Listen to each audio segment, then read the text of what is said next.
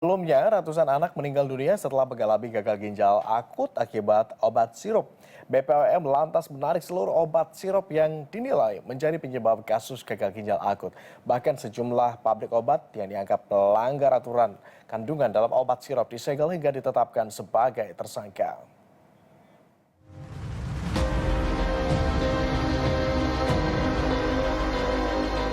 Ratusan anak meninggal dunia akibat kasus gagal ginjal akut di Indonesia tahun lalu.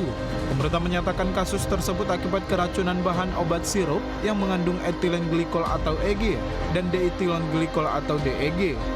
Pemerintah melalui Badan Pengawas Obat dan Makanan langsung menarik peredaran obat sirup yang diduga melanggar aturan penggunaan bahan EG dan DEG tersebut. Bahkan Barreskrim Polri menyegel sejumlah pabrik di Tangerang dan Medan yang diduga melanggar hingga menetapkan tersangka produsen obat. Tidak hanya itu, pada Oktober 2022 lalu, pemerintah juga mendatangkan obat terapi gagal ginjal akut pada anak dari Singapura, yakni Fomepizole. Obat ini dinilai ampuh untuk mengatasi sejumlah kasus gagal ginjal akut pada anak. Obatnya sudah ditemukan, dan obatnya sudah dites. Dari 10 orang anak yang kena di RSCM, 7 itu totally sembuh, dan 3 itu tidak membunuh. Karena penyakit ini membunuhnya cepat sekali, atau di hari kelima dia akan mati. Jadi kita sudah pastikan bahwa obatnya ada. Dan sekarang kita sudah dapat bantuan dari Singapura, terima kasih 30 dari Singapura. Dari Australia kita dapat 16 for free. Dan sekarang kita working dengan Jepang, yang mudah-mudahan kita bisa dapat antara 100 sampai 200 dalam hitungan kira-kira. Meski sempat mereda, kasus gagal ginjal akut pada anak kembali ditemukan di Jakarta. Keterangan resmi dari Kementerian Kesehatan, satu kasus terkonfirmasi gagal ginjal akut pada anak berusia 1 tahun. Awalnya anak tersebut mengalami demam, kemudian diberikan obat sirup penurun demam dengan merek Praxion. Kemudian pasien mengalami batuk, demam, pilek, kemudian tak bisa buang air kecil. Pasien sempat dirawat intensif di RSCM sekaligus terapi Fomepizole. Namun 3 jam setelah dirawat, pada pukul 11 malam waktu Indonesia Barat, pasien dinyatakan meninggal dunia. Ya, Kementerian Kesehatan kembali mengeluarkan surat kewaspadaan untuk seluruh dinas kesehatan dan fasilitas pelayanan kesehatan. Hal ini terkait kewaspadaan tanda klinis gangguan ginjal akut progresif atipikal dan penggunaan obat sirup. Hal ini juga menyusul temuan baru 2 pasien anak yang menderita gagal ginjal akut, di mana 1 diantaranya meninggal dunia. Untuk membahas hal ini, pemirsa sudah bergabung bersama kami, juru bicara Kementerian Kesehatan, Pak Muhammad Syahril. Selamat sore, Pak Syahril. Ya, selamat sore Mas Agung. Terima kasih Pak Syahril, Selamat Anda sore, sudah bersedia bergabung bersama kami di Berita Satu Sore. Pak Syahril, langsung saja bisa dijelaskan barangkali bagaimana update terkini soal kasus terbaru gagal ginjal akut pada anak. Karena kita tahu isunya sudah mereda beberapa bulan yang lalu, namun ternyata belakangan justru ada temuan lagi.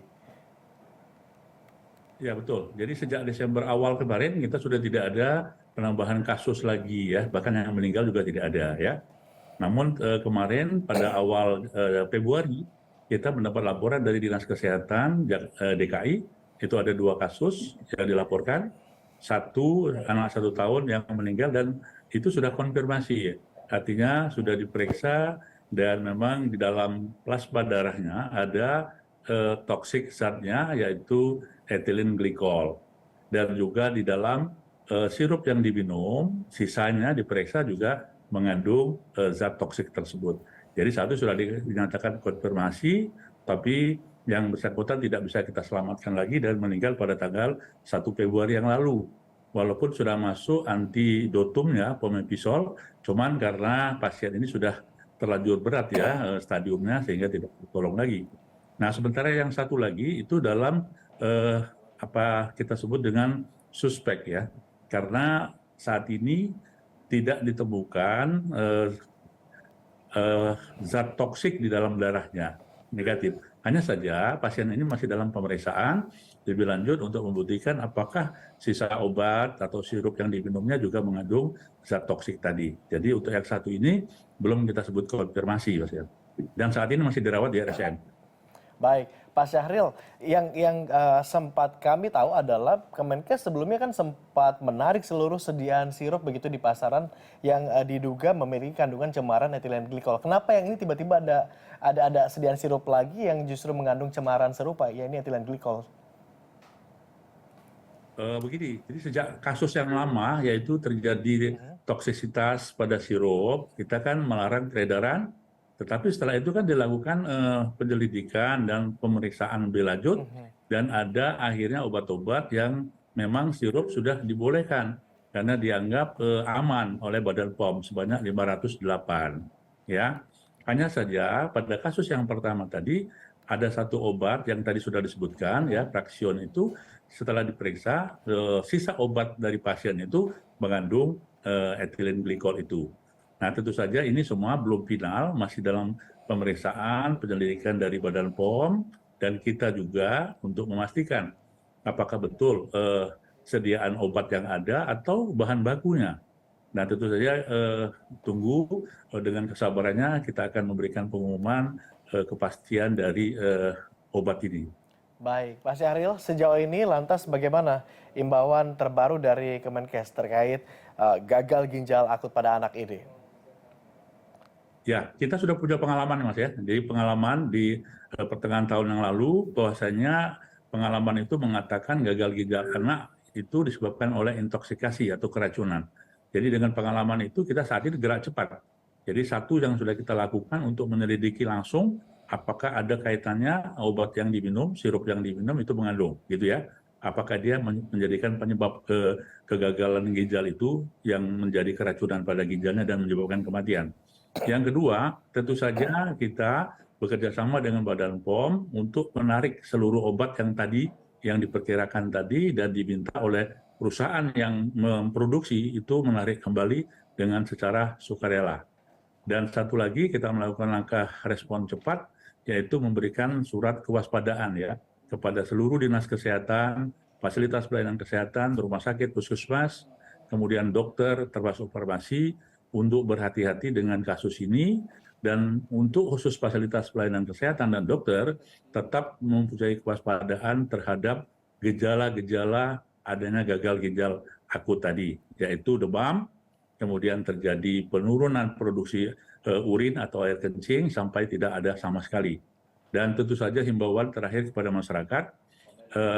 masyarakat dengan kasus yang terjadi lagi untuk berhati-hati, jangan cepat-cepat untuk memberikan anak obat tanpa rekomendasi atau resep dari dokter. Kalau hanya panas ya bisa dilakukan dengan kompres hangat, kemudian makan dan minum yang cukup supaya cairannya seimbang sehingga anak itu mempunyai suatu kemampuan untuk menahan atau menghindari inflamasi yang terjadi dalam tubuhnya. Nah, kalau memang ada berlanjut 1-2 hari untuk segera dilakukan pemeriksaan ke dokter. Nah, terakhir kepada seluruh fasilitas pelayanan kesehatan untuk gerak cepat, jangan sampai menahan-nahan lagi kasus ini apabila di fasilitas pelayanannya tidak mempunyai kemampuan.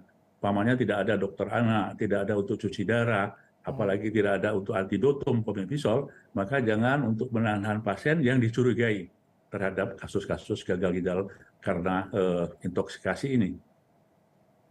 Baik, Pak Syafril, setidaknya pernyataan Anda tadi sedikit membuat kami lega bahwa fasilitas kesehatan, tenaga kesehatan setidaknya sudah lebih siap dibandingkan kasus pada akhir tahun lalu begitu ya, di mana kasus gagal ginjal akut ini pertama kali kemudian muncul ke permukaan dengan angka yang begitu tinggi. Bagaimana kemudian update data terbaru, berapa kasus gagal ginjal yang terjadi di Indonesia saat ini total?